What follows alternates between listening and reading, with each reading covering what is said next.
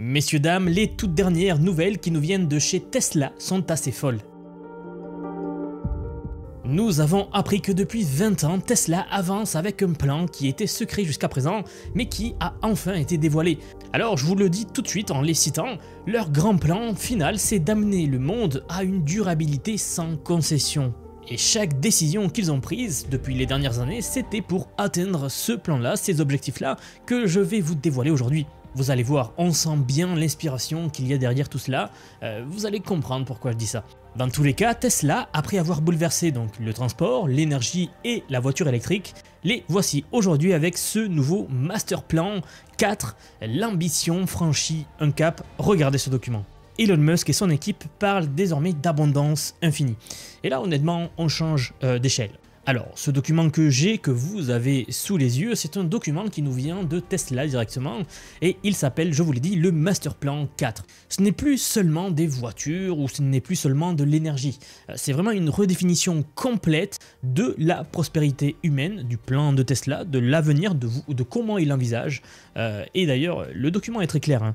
Pour les citer, ils disent « Nous construisons les produits et des services qui amènent l'IA dans le monde physique ». Autrement dit, leur objectif est assez simple, l'IA ne restera pas derrière un écran, elle va s'incarner dans des machines, dans des robots, dans des infrastructures qui vont remodeler tout notre quotidien.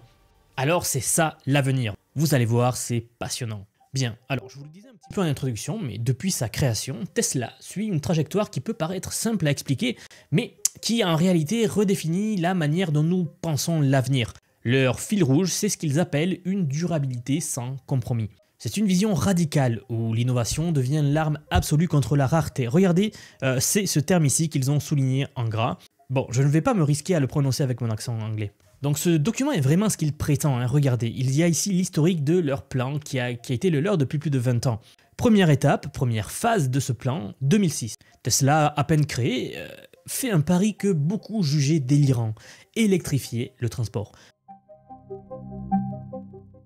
À l'époque, bien sûr, 2006, le monde vivait encore sous le dogme du pétrole. Des voitures électriques, trop chères, trop lents, autonomie ridicule, un caprice d'ingénieur. On peut dire que c'était David contre Goliath. Tesla était une toute petite entreprise qui n'était pas connue et elle luttait déjà contre des géants comme General Motors par exemple. Même si, je vous l'accorde 100%, hein, certains points comme le prix ou le temps de recharge des voitures électriques restent problématiques aujourd'hui pour un vrai essor de ce secteur-là. Mais vous allez voir que ce n'est pas ça qui importe du tout. Que les voitures électriques se démocratisent ou pas, cela fait partie d'un plan beaucoup plus large. Vous savez, Tesla a commencé avec une voiture de sport, le Roadster, juste pour prouver un point, qu'une voiture électrique peut être belle, rapide, et excitante. C'était ça leur postulat de départ. Eh bien oui, cette petite pierre a ouvert une brèche dans le mur des croyances des gens à l'époque. Et regardez la phase numéro 2, 10 ans plus tard, 2016. Il frappe encore plus fort. Donc Tesla, petit constructeur automobile, se retrouve en 2016 avec un nouvel objectif.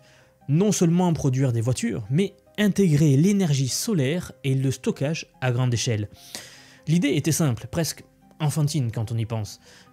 La question qu'ils se sont posée, c'est « Et si votre maison devenait une petite centrale électrique ?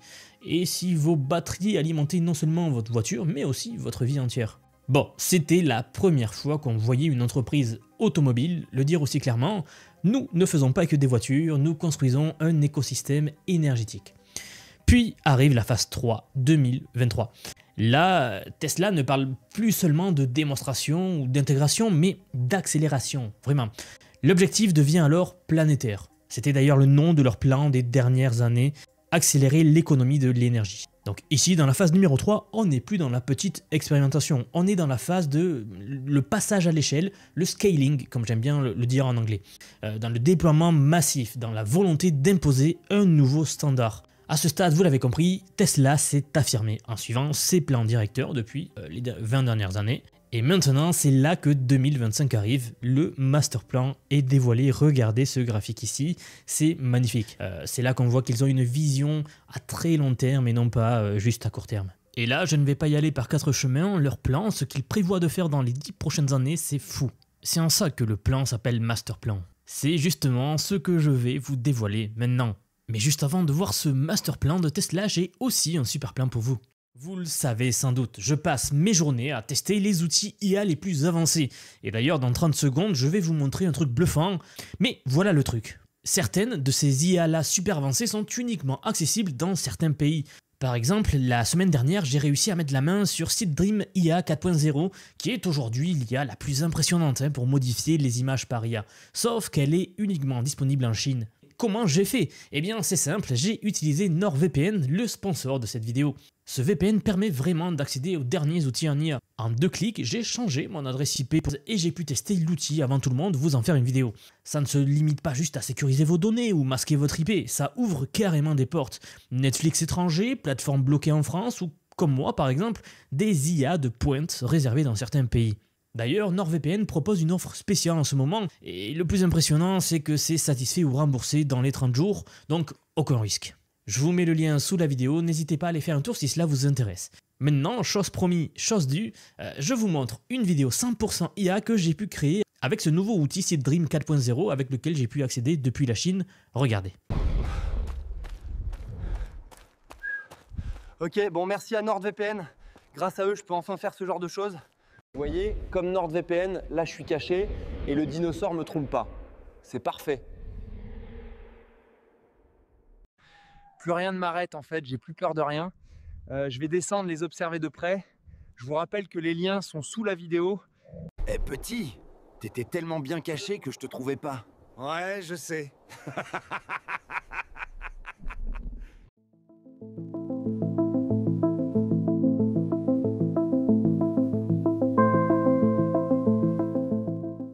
Que 2025 arrive, le master plan est dévoilé. Regardez ce graphique ici. Ici, regardez, ils ont nommé cette phase du plan l'abondance soutenable. Donc on sent direct une rupture dans le ton, un changement de registre.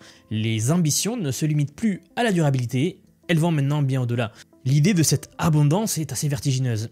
Et si la rareté n'était pas une loi immuable, mais au contraire temporaire, qu'on peut effacer grâce à l'innovation? Question ouverte. Une société future où l'énergie est si propre, si abondante, que la question du coût disparaît. Une mobilité pour tous, fluide, autonome. Et surtout, la partie la plus importante du plan, les robots humanoïdes. Regardez, dans leur vision schématique, il y a des Optimus, donc le robot de Tesla, partout. On aurait maintenant des robots capables de prendre en charge les tâches les plus ingrates, au point que le travail humain se concentre uniquement sur la création, la passion, ce qu'on aime en soi. Eh bien, vous l'aurez compris, c'est ça l'abondance durable d'après Tesla. Une humanité qui ne survit pas, mais qui s'épanouit. Bon, honnêtement, on est là dans une vision civilisationnelle. On n'est plus dans l'automobile, on n'est plus dans l'énergie. On est dans une refonte des fondations de l'économie humaine. D'ailleurs, Tesla le dit clairement dans ce plan. Regardez, c'est ici, plus bas. Ils disent, et je cite, pour vous redonner la citation du début de la vidéo, ils disent « Nous construisons les produits et services qui amènent l'IA dans le monde physique ». Alors, ça veut dire quoi exactement? Eh bien, c'est très simple à comprendre, vous allez comprendre très facilement. Ça veut dire que la prochaine révolution industrielle ne sera pas seulement numérique, mais elle sera incarnée. Quelques exemples. Des voitures qui conduisent seules, c'est une IA incarnée. Des batteries qui alimentent des villes entières de manière intelligente, c'est une IA incarnée. Des humanoïdes qui travaillent à nos côtés dans le monde réel, c'est une IA incarnée. Tout cela, c'est le futur d'après Tesla, mais bien sûr pas que. Un très grand nombre d'experts s'accordent à dire que c'est ça qui arrive vraiment maintenant. Après, bien sûr, il ne faut pas des doctorats pour comprendre que c'est vraiment ça qui va arriver. Clairement, un nouveau contrat social entre l'homme, la machine et l'énergie. Ça va être les 3 piliers de la société qui arrivent. Et je le rappelle, ce qui est fascinant, c'est que tout cela a commencé par une petite voiture de sport qui ressemblait presque à une provocation. Aujourd'hui, regardez, Tesla, eh bien, c'est devenu tellement gros qu'ils sont en train de réfléchir à une stratégie de civilisation. Rien que ça. Vous savez, ce qui est fascinant également avec ce master plan, c'est la philosophie sous-jacente. Tesla nous le dit clairement, la croissance est infinie, et du moins sera infinie. Alors, là, attention, pas dans le sens naïf où tout peut croître sans limite dans un monde fini, mais dans le sens où chaque contrainte peut être brisée par la technologie. Très facile à comprendre, regardez dans l'histoire. Pendant des siècles, le cheval était notre moyen de transport principal. Puis sont arrivés les moteurs thermiques, qui semblaient déjà indétrônables. Et pourtant, ce qui paraissait une barrière infranchissable à l'époque a fini par tomber. Les batteries qu'on croyait incapables de rivaliser sont aujourd'hui au cœur d'une industrie entière. Bref, chaque époque croit au bout du chemin et chaque époque se trompe. Il y a une citation que j'aime bien qui dit que l'innovation, c'est l'art de transformer une limite en un tremplin. Et ici, quand Tesla nous parle d'Optimus, donc le robot humanoïde qui prend en charge des tâches, les tâches les plus répétitives et les plus dangereuses, ce ne sera pas pour remplacer l'humain, mais pour le libérer. Libérer du temps, libérer de l'énergie et nous libérer des chaînes invisibles que l'on subit tous les jours. Mais attention, bien sûr, je ne suis pas absurdément naïf. Mais attention, bien sûr, alors là, si vous êtes nouveau sur la chaîne, vous pouvez vous dire « ouais, mais lui, il est absurdément naïf ». Non, ce n'est pas du tout ce que je dis. Si vous me suivez, vous le savez, je préfère être réaliste et positif pour le futur, bien que je sais très bien les côtés négatifs que cela peut engendrer. On en parlera un peu plus loin. Mais donc, pour revenir au cas de Tesla, il y a un point clé qu'il nous martèle sans cesse, et c'est que cette autonomie-là, ces robots humanoïdes, cette technologie, l'IA incarnée doit profiter à toute l'humanité. Ce n'est pas une technologie qui doit être réservée à une élite, c'est une technologie qui doit rendre la vie quotidienne de tout le monde meilleure et plus sûre pour tout le monde. Alors on ne va pas se le cacher, là honnêtement on touche à quelque chose de profondément politique, parce que derrière cette phrase il y a une vision de société tout entière, et je ne vais pas du tout rentrer dans ces débats-là ici. Mais dans tous les cas, pour que ce plan il marche, il faut une condition, l'accès et la démocratisation. Vous savez, plus une technologie est accessible et plus elle élève la société dans son ensemble. C'est la logique de l'imprimerie, c'est la logique d'Internet, c'est la logique du smartphone quand toutes ces technologies sont sorties. Des gens ont en quelque sorte pris le flambeau, se sont érigés en figure de proue et ont écrit la suite. Bref, si je vous dis tout cela, c'est car leur idée, c'est que l'innovation doit non seulement casser les barrières techniques, mais aussi sociales. Parce que, au fond, ce que nous avons de plus précieux, ce n'est pas l'argent, ce ne sont pas les ressources, c'est le temps, ça j'en suis convaincu. Et donner du temps à chacun, c'est peut-être la plus grande des révolutions qui arrivent. Ok, maintenant que vous avez la vue d'ensemble de la philosophie de Tesla, venons-en au cœur concret de ce master plan, de ce plan d'avenir, les grands piliers, donc les guiding principles, comme ils les appellent ici, les principes qui vont les guider dans les 10, 20 ou 30 prochaines années. Et en fait, c'est vraiment dans cette partie que vous allez voir que Tesla n'est plus une simple entreprise d'automobile, mais bien une entreprise civilisationnelle, comme je vous l'ai dit tout à l'heure. Donc, premier pilier, l'énergie propre. Il nous parle d'un mariage entre le solaire et les batteries massives. Un couple qui pourrait alimenter des villes entières, des pays même, avec une électricité fiable, abordable et surtout durable. Deuxième pilier, la mobilité autonome. Et là, honnêtement, on est un petit peu sur une révolution culturelle autant que technologique. Tesla imagine l'étape d'après. On a aujourd'hui des voitures qui conduisent seules, qui ne s'endorment jamais, qui ne s'énervent pas dans les embouteillages et qui ne prennent pas de risques inutiles. L'étape d'après, c'est qu'il faut vous imaginer une mégalopole, une ville très grande, Paris par exemple, où chaque véhicule serait connecté et optimiserait comme ça le trafic. En fait, le chaos du trafic deviendrait une danse parfaitement synchronisée en quelque sorte, pour vous donner une métaphore. En fait, ici, la mobilité ne serait plus un problème. Ça serait un service universel, aussi évident que l'électricité aujourd'hui. Et enfin, troisième pilier, peut-être le plus intriguant, Optimus, le robot humanoïde. Et là, on va être honnête, c'est le terrain de l'imaginaire, mais aussi du très concret. Tesla ne le présente pas comme un gadget de science-fiction, mais comme un outil de transformation du travail. Ça, vous l'aurez compris, je pense. Optimus, c'est l'ouvrier infatigable, l'assistant qui ne prend jamais de pause, le travailleur qui est capable de faire tout ce qui est très répétitif, très dangereux et très monotone, par exemple. En somme, le robot ferait les corvées de la maison, par exemple. L'idée, ce n'est pas de remplacer l'humain, mais de le libérer. Alors ça ouvrirait un très grand débat, ce n'est pas l'objectif de la vidéo, là je vous présente le master plan de Tesla, peut-être que je vous ferai une vidéo dédiée à l'impact que peut avoir Optimus dans la société et dans ce changement de civilisation que nous allons connaître sous peu. Dans tous les cas, Optimus, ce robot-là, c'est une sorte de miroir. Il nous renvoie la question fondamentale. Qu'est-ce que nous voulons vraiment faire de notre temps sur cette Terre? Le futur va nous forcer à nous poser cette question de plus en plus, d'après moi. Et c'est là qu'en réunissant ces trois piliers, donc énergie propre, mobilité autonome, robotique humanoïde, Tesla construit les fondations d'un monde qui ressemble moins à une dystopie cyberpunk qu'à une utopie réelle. Un monde où la rareté n'est plus le cadre, mais l'exception.